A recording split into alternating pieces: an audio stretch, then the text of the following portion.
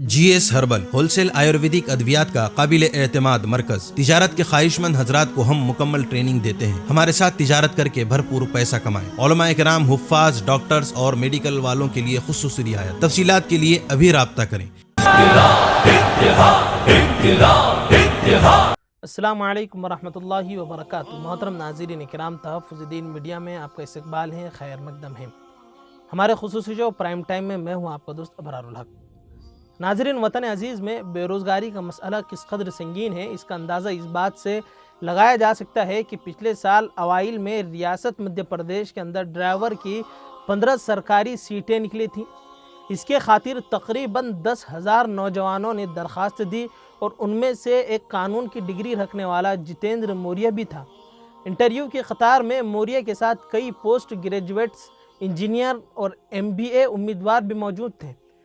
قانون کی بنیادی تعلیم مکمل کرنے کے بعد موریہ جج کے امتحان کی تیاری کر رہا ہے۔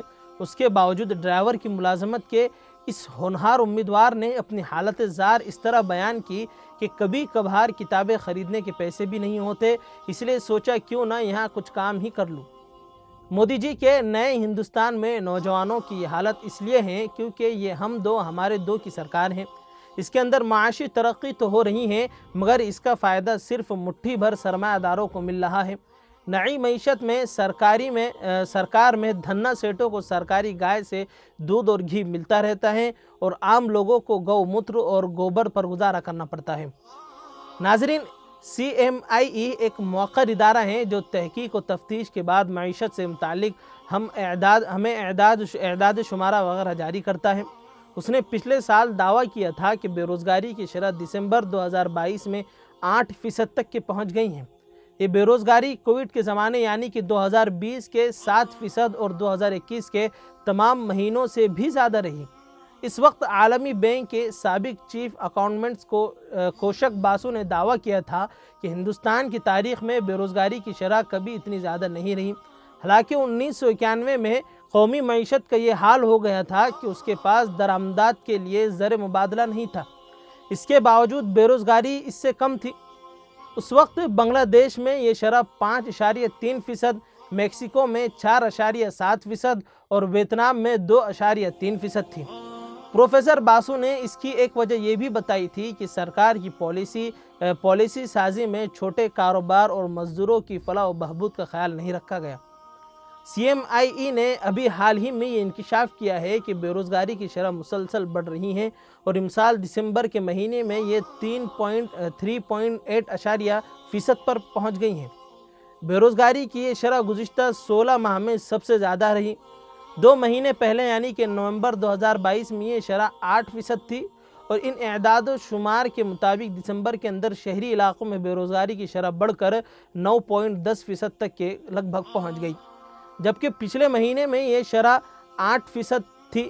اس دوران دیہی علاقوں میں بے روزگاری کی شرح میں قدرے کمی واقع ہوئی، یعنی وہ 55% سے کم ہو کر 44% ہو گئی۔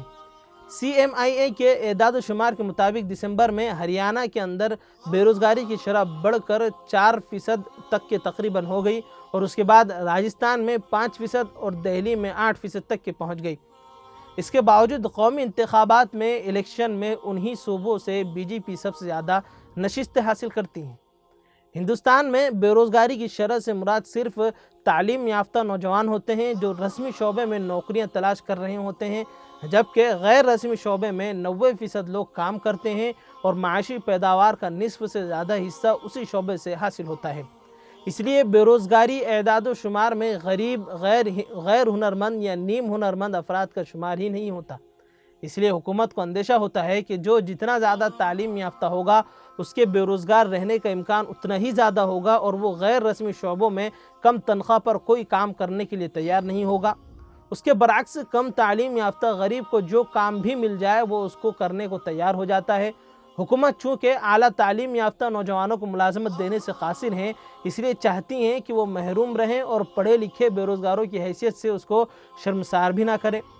اپنی انانیت کی خاطر نئی نسل کے مستقبل سے کھلواڑ کرنا नाम निहाद देशभक्तों की सबसे बड़ी कौमी दुश्मनी बन चुकी हैं, जिसका इर्तिकाब फ़िलहाल हो रहा है और निचकारी की आड़ में मुल्क के गरीब तलबा को आला तालीम के मौक़े से महरूम किया जा रहा है।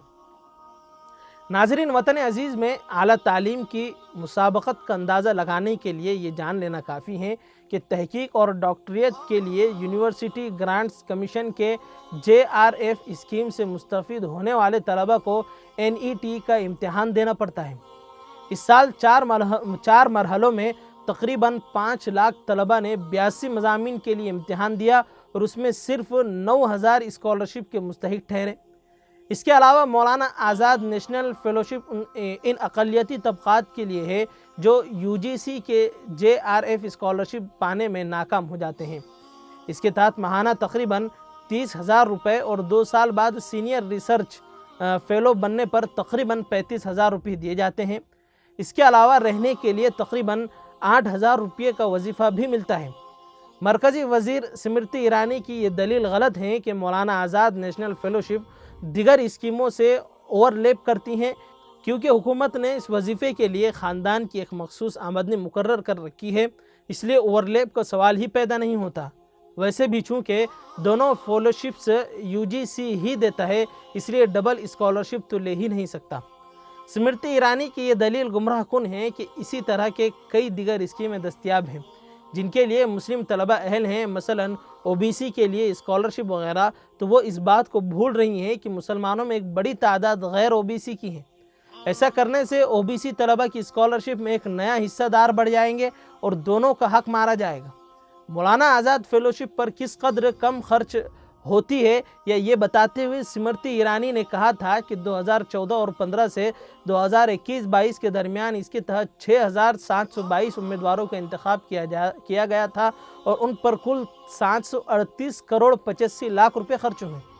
मुट्ठी भर सरमायादारों के मफाद में लाखों करोड़ का कर्ज माफ़ करने वाली सरकार का ये मामूली रकम बचाकर तलबा को तालीम से महरूम करना शर्मनाक नहीं तो और क्या है। साल 2019 और 20 में हिंदुस्तान के अंदर आला तालीम के मामले में मजमूई इंदराज का तनासुब 27% रिकॉर्ड किया गया था, यानी 140 करोड़ की आबादी में सिर्फ 2 लाख तलबा ने PhD मुकम्मल की थी। सच्चाई तो ये है कि मौजूदा हुकूमत मुल्क में आला तालीम का गला घूंट देना चाहती हैं ताकि पढ़े लिखे बेरोज़गारों को पकौड़े तलने का मशवरा न देकर शर्मिंदा होने की रुसवाई से बचा जा सके। ये कैसी बदनसीबी है कि ना अहल बेटा BCC का सरबरा बनकर करोड़ों में खेलता है और मुल्क तालीम याफ्ती नौजवान मामूली मुलाजमत के लिए दर दर की ठोकरें खाता फिरता है। खैर नाज़रीन, आप लोग तो सब समझ ही गए होंगे, बाकी अल्लाह हम सब का हामी व नासिर हो। फिर इंशाल्लाह मुलाकात होगी। अस्सलामु अलैकुम वरहमतुल्लाहि वबरकातुहू। चूको स्टार आला क्वालिटी के उम्दा लजीज चॉकलेट्स, उलमा हुफ़ाज़ और तिजारत करने वालों के लिए बेहतरीन मौका। चूको स्टार औरंगाबाद। मज़ीद तफसीलात के लिए अभी कॉल करें। मदारिस और मकातिब वालों के लिए खुशखबरी, मुफ्ती अरबियन ड्रेस, अरबी जुब्बा, शाया, तोब और सदरी, हाफिज आलिम फाजिल मुफ्ती बनकर फारिग होने वालों और मकतब के बच्चों के लिए एक नया तोहफा। सालाना प्रोग्राम में इनामात देने के लिए एक अनोखी चीज इंडिया में कहीं भी हासिल करने के लिए अभी कॉल करें। मुफ्ती Arabian dress, Ibrahimpura, Bhopal, India. Media की लाजवाब कोशिश, नेक्स्ट मैसेज अब नए अंदाज में, जहां आप देख सकेंगे ईमान और अकीदे को मजबूत करने वाले दिलचस्प कार्टून्स का एक नया सिलसिला। हम ले चलेंगे आपको कार्टून्स की एक खूबसूरत दुनिया में। कुफरिया और शिरकिया कार्टून से अब मिलेगा छुटकारा। अब होंगे और भी दिलचस्प और मजेदार